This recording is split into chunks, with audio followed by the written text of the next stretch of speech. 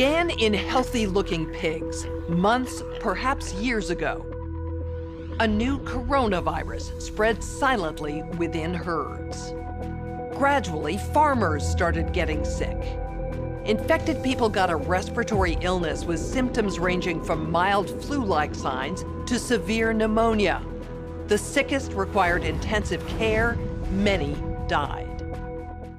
Experts agree, unless it is quickly controlled, it could lead to a severe pandemic, an outbreak that circles the globe and affects people everywhere. The mission of the Pandemic Emergency Board is to provide recommendations to deal with the major global challenges arising in response to an unfolding pandemic. The board is comprised of highly experienced leaders from business, public health, and civil society.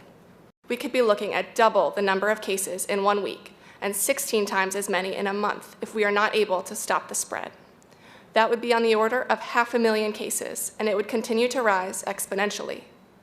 In 3 months, we could be approaching 10 million cases. We're at the start of what's looking like it will be a severe pandemic. And there are problems emerging that can only be solved by global business and governments working together.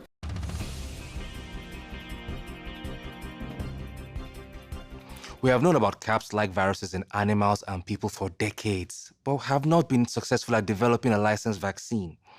And sure, there are new technologies that may help, but it's going to be difficult. I am not optimistic about having a vaccine in time to be relevant during this pandemic.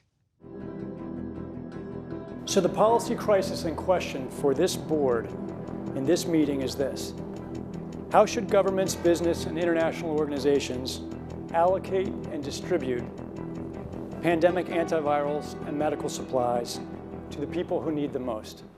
What we've seen work very well in the HIV field is, in fact, procurement through the Global Fund.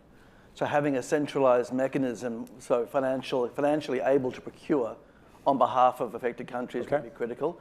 I think the second thing is it's going to be very important that for the business sector, for manufacturers of antivirals, that we have clarity around what the need is and where the need is and who are making the decisions. I think that given that the countries most affected are those that are low and middle income countries with unequal access to technology, to finances, the UN has a worldwide footprint, universally recognized, and universal membership.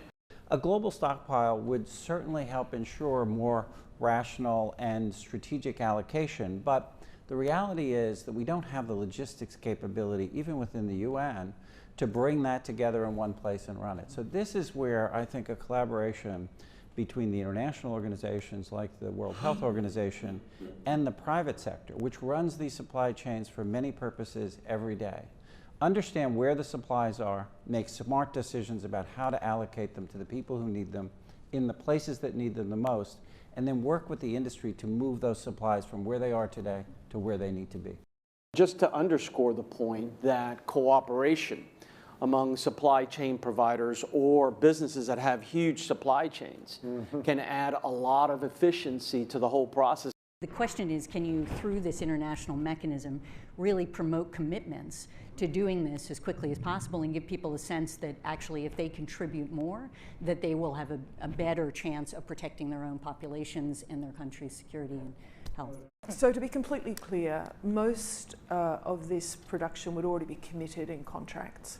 Yes. It is almost unheard of that people are producing product without having a forward commitment for the consumption of that product. So the first thing that needs to be done, because this is not something that the countries currently control, unless countries are going to bring about emergency situations and co-opt an existing supply chain. I think it's not likely, I agree, that countries are not going to buy countermeasure to put into a global supply without retaining a large portion of it for themselves.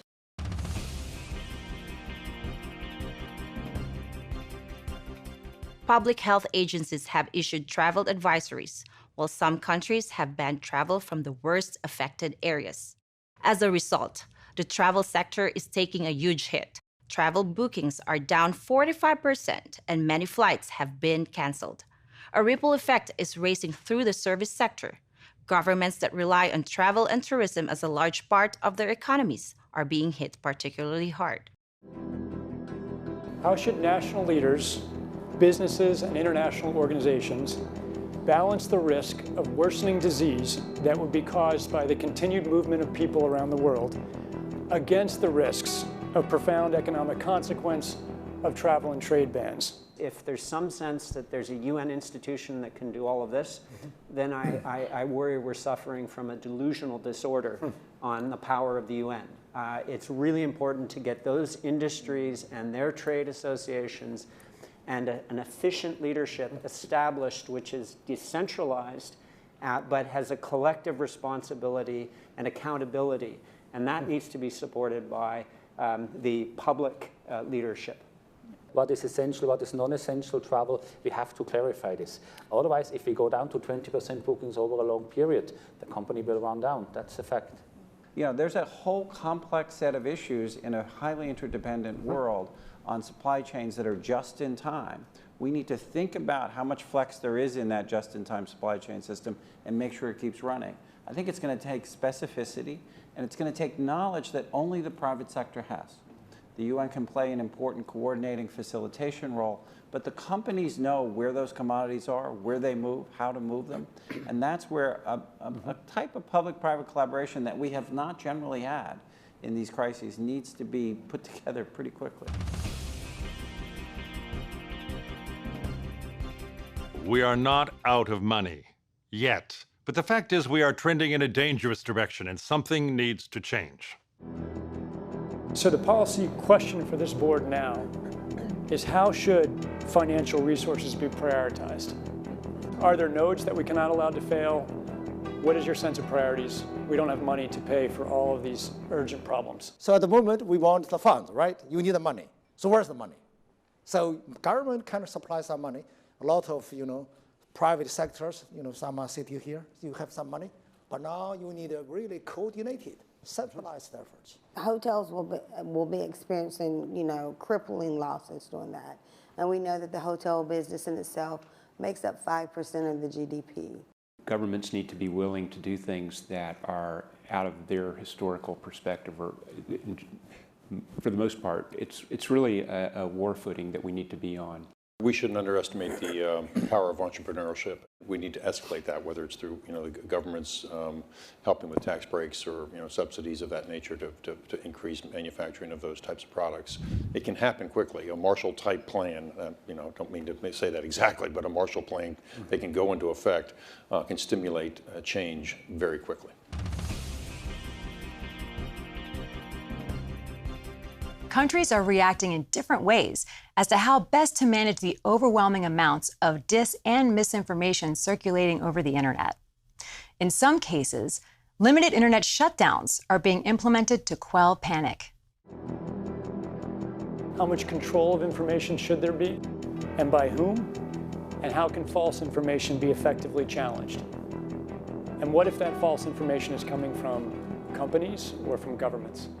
I think it's very important that we make sure that there is concise communication with all healthcare facilities where these patients are being treated so that there isn't mass panic. We're at a moment where the social media platforms have to step forward and recognize the moment to assert that they're a technology platform and not a broadcaster is over. They, in fact, have to be a participant in broadcasting accurate information and partnering with the scientific and health communities to counterweight, if not flood the zone of accurate information, because to put the genie back in the bottle of the misinformation and disinformation is nigh impossible. One thing we haven't spoken about, and I'm wondering whether it's time to talk about this, is a step up from the part of the governments on enforcement actions against fake news. I personally do not believe that trying to shut things down in terms of information is either practical or desirable. And we do have, I think, a couple of strategies that are available to us, one of which is the flood strategy, second of which is relying and informing and equipping trusted sources of information with the facts so they can then pass that on. But we also need to actually think about a technological answer to this.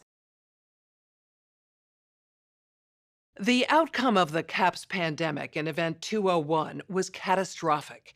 65 million people died in the first 18 months. The outbreak was small at first and initially seemed controllable, but then it started spreading in densely crowded and impoverished neighborhoods of megacities. From that point on, the spread of the disease was explosive. Within 6 months, cases were occurring in nearly every country. The global economy was in a free fall. The GDP down 11%. Stock markets around the world plummeted between 20 and 40% and headed into a downward cycle of fear and low expectation. Businesses were not borrowing, banks were not lending. Everyone was just hoping to hunker down and weather the storm. Economists say the economic turmoil caused by such a pandemic will last for years, perhaps a decade. The societal impacts, the loss of faith in government, the distrust of news, and the breakdown of social cohesion could last even longer. We have to ask, did this need to be so bad? Are there things we could have done in the 5 to 10 years leading up to the pandemic that would have lessened the catastrophic consequences? We believe the answer is yes. So, are we, as a global community, now finally ready to do the hard work needed to prepare for the next pandemic?